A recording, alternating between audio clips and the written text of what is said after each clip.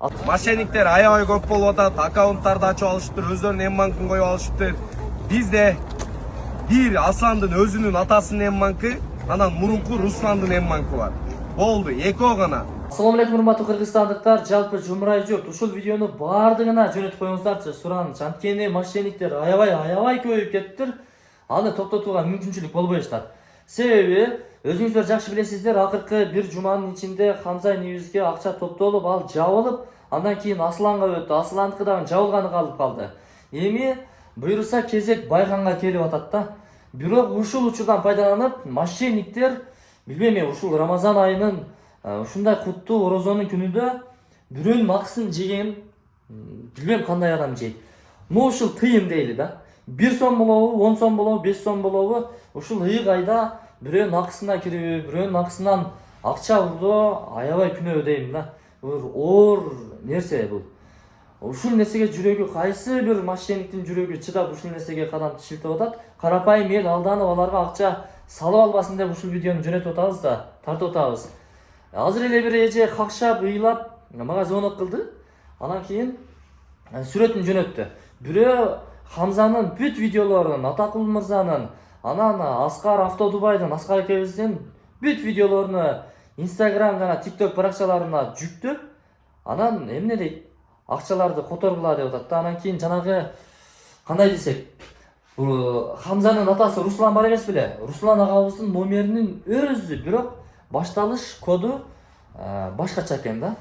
Руслан агабыздыкы Ошка. Мунуку болсо Мегаком бекен. Азыр сиздерге мына ылдыйга коюп коеюн. Окшош кылып M-банк карта ачып коюптур да. Ойбой. Срочно жөнөтүңүздөр.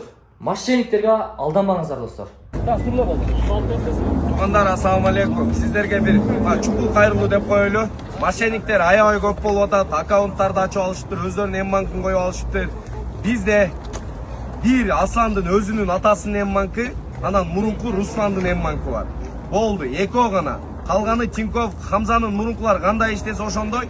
Эгерде мындай колуңуздар бош болсо, лучше бияка келип эле бергениңиздер жакшы. Наличка бергениңиздер сиздерге жакшы. келип деле которуп берсе жакшы болот өзүнө. Ошондой эле кылып. Анан туугандар, байкабай калбаңыздар. Кээде мисалы кана, мисалы мынаны караңыздар.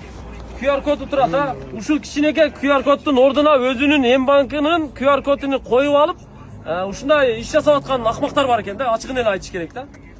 Анан барганда мына QR кодду тартканда, бирок бул жерде Хамзанын же болбосо Асландын M-банк эмес, өзүнүн M-банкы чыгып калат. Байкабай калбаңыздар да. Сөзсүз түрдө мисалы Самарбеги деп чыгат, не деп чыгат эменики? QR код демегенден кийин атын карап туруп которуш керек. Самарбеги деп чыгат. Анан акчаны которордо туугандар реквизиттерди тактап, баягы Аскар чыгарып атат, ошол страницаларды карап, атын карап жакшылап которуңуздар. Мошенниктер аябай көп, астагфирулла, Кудай сактасын, ушул Рамазан айында. Ошон үчүн баарыңыздардан суранабыз. Эгер алып келем десеңиздер, ушул жерге жылас түнөккө алып келип туруп наличка бериңиздер. Эгер келе албайм десеңиздер, которордо реквизиттерди карап коюңуздар.